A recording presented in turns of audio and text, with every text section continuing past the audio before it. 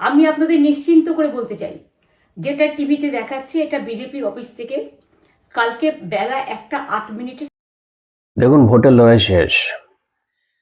সকলের নজর এখন 4 তারিখ, ফলাফল কি আসে।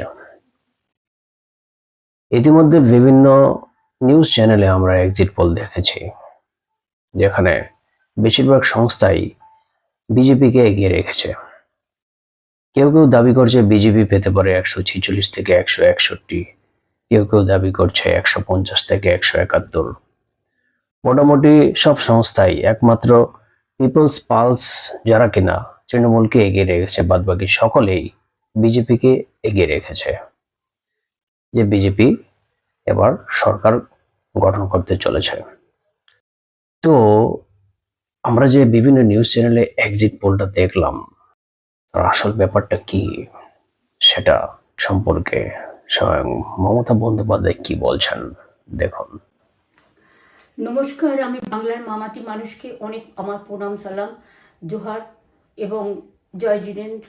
আমি সব কিছু জানাচ্ছি। সত শ্রী আকাল জি। আপনারা সকলে ভালো থাকুন, সুস্থ থাকুন। আপনাদের প্রতি আমরা খুব কৃতজ্ঞ। এত রোদ্দুরের মধ্যেও এবং সব কিছু অত্যাচার সহ্য করো আপনারা যেভাবে ভোট দিয়েছেন লাইনে দাঁড়িয়ে, আপনাদের কাছে আমরা খুব কৃতজ্ঞ।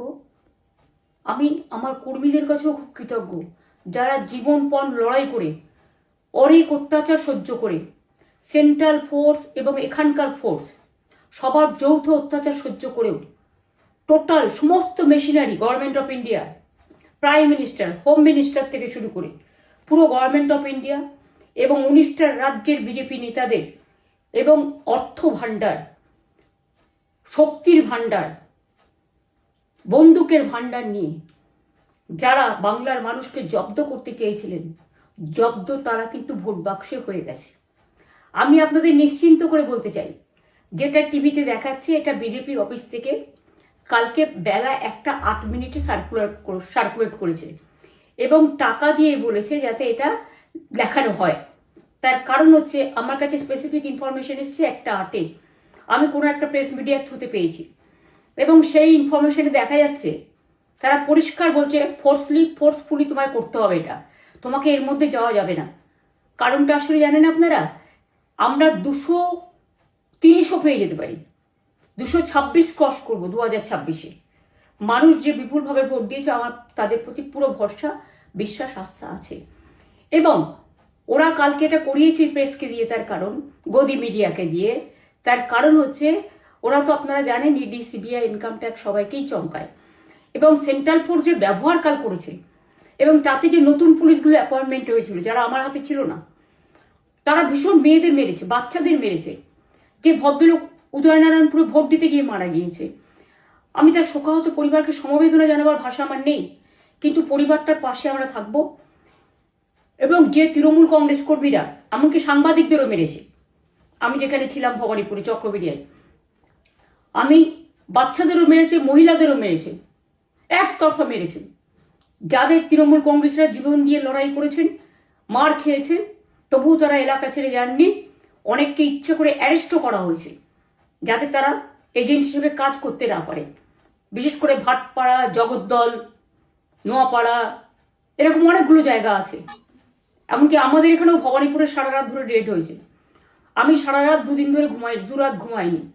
তাই আপনাদের কাছে বলবো, ওটা বিজেপির চক্রান্ত এবং বিজেপি এত করেও মানুষের অধিকার থেকে মানুষকে বঞ্চিত করতে পারলো না এবং তাই বিজেপি শেষ খেলাটা খেলেছে প্রেসকে দিয়ে, যাতে উল্টোপাল্টা বলে আমাদের মনোবলটা কর্মীদের ভেঙে যায়, মানুষের মনোবল ভেঙে যায়। শেয়ার বাজারে ধস নামবে আসল সত্যিটা বেরোলে। সেই জন্য শেয়ার মার্কেটকে সান্ত্বনা দিতে গিয়ে, এটা আমার কাছে স্পেসিফিক খবর আছে, এইটা করেছে। এবং আমি পরিষ্কার বলছি, 2016তেও সেম জিনিস হয়েছে, 2021এও সেম জিনিস হয়েছে। ওরা কিন্তু বারবার করে যা এক্সিট পোল যা দেখিয়েছে, টোটালটাই দেখিয়েছে বিজেপির কথায়। এবং আজকে তো আপনারা জানেন, নিরপেক্ষতা বলে ভারতবর্ষে কিছু নেই, সব একপক্ষ হয়ে গেছে।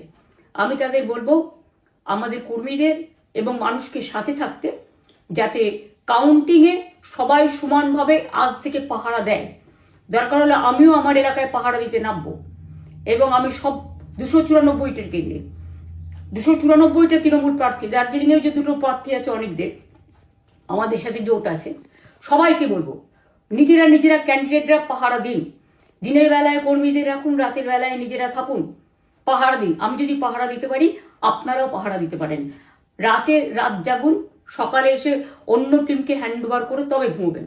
তার কারণ এই সময় ওরা ইভিএম মেশিন যখন কাউন্টিং হল থেকে, যখন মানে যেখানে স্টোর করা হয়েছে সেখান থেকে যখন কাউন্টিং হলে নিয়ে যাবে, তখন কিন্তু মেশিন বদলে দেওয়ার সম্ভাবনা ওরা প্ল্যান করেছে।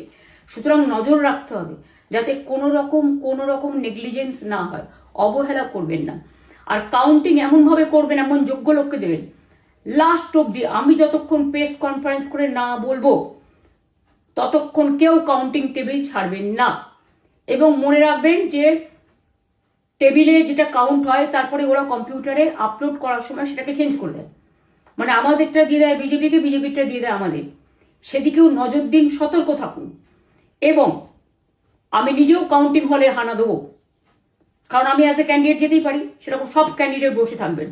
যখন দেখবেন আপনাকে ওয়াশরুমে যেতে হবে বা আপনাকে খাবার খেতে যেতে হবে, একদম স্ট্রেট মনে রাখবেন একজনকে বসিয়ে বিশ্বস্ত, যাতে যাকে কেউ টাকা দিয়ে কিনতে না পারে, তবেই যাবেন, তাছাড়া যাবেন না, তাও 2 মিনিটের জন্য। এত কষ্ট করেছেন, এইটুকু কষ্ট কিন্তু করতে হবে বাংলা মায়ের জন্য, বাংলার মানুষকে বাঁচানোর জন্য, বাংলার মানুষের অধিকার রক্ষার জন্য। আর একটা কথা বলি, সবাই শান্ত থাকবেন, সংযত থাকবেন, দিদির প্রতি ভরসা রাখুন, বাংলার মানুষের প্রতি ভরসা রাখুন।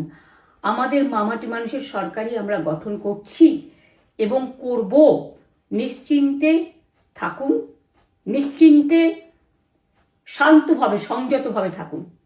ওরা হামলা করলেও আপনারা এক্ষুনি হামলাতে যাবেন না। আমি জানি কালো বেহালাতে অনেক মারধর করেছে, রাতের বেলায় অনেক জায়গায় অত্যাচার করেছে। ভাঙড়ে আমার কর্মীদের যেভাবে পেটানো হয়েছে, রক্তাক্ত করা হয়েছে, এর জবাব ওদের দিতেই হবে আগামী দিন। এর জন্য আমরা ব্যবস্থা করব, আপনাদের আইন হাতে তুলে নেওয়ার দরকার নেই। আর আমি প্রশাসনকেও বলবো, অনেক খেল আপনারা দেখিয়েছেন বিজেপির কথায়, দয়া করে কাউন্টিংয়ে আমাদের ছেলে মেয়েদের গায়ে বা মানুষের গায়ে বা কোনো রাজনৈতিক দলের গায়ে হাত দেওয়ার চেষ্টা করবেন না। অনেক পিটিয়েছেন, আর নয়, অনেক হয়েছে, আর না। বাংলা আপনাদের নয়, বাংলার মামাটি মানুষ বাংলার দখলে। বাংলারা বহিরাগতদের সমর্থন করে না। বিজেপির নিজস্ব এজেন্ট নেই কোনো বুথে, সেই জন্য বিজেপি কি করেছে, সেন্ট্রাল ফোর্সকে কাজে লাগিয়ে ওরা ওদের এজেন্ট হিসেবে কাজ করেছে, এবং অমিত শাহ ডাইরেক্ট ইন্টারফেয়ারেন্সে। এটা করা যায় না।